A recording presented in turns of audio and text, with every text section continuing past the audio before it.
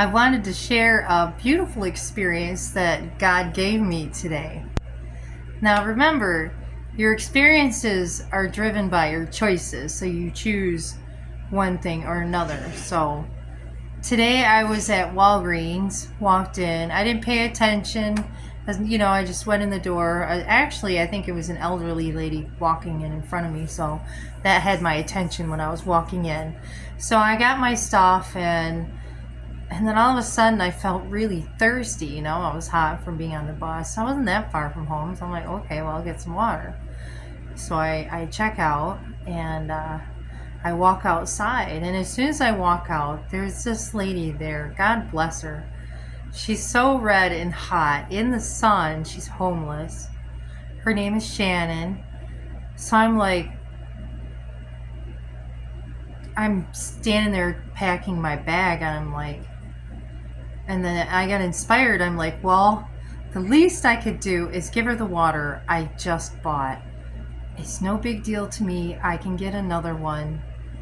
But she looked really hot and parched and sad. So I gave her the water. I introduced myself. I said, do you mind if I do a prayer with you? So I prayed with her. I think the poor lady was in shock, but I sat and prayed with her for a moment, and I looked at her and I was like, I wish I could do more, but this is all I can do at the moment. And I told her, God bless her. So it's not done yet. I walked off. The bank's right next door. I got around the corner of the bank, and God said, you wish you could do more, you can. I'm like, shoot, you're right. So I turned around. I walked back to the lady. I asked her, I said, have you eaten today? Because I could get her a couple things. I'm like, and I know what it's like to be hungry and not have food. So,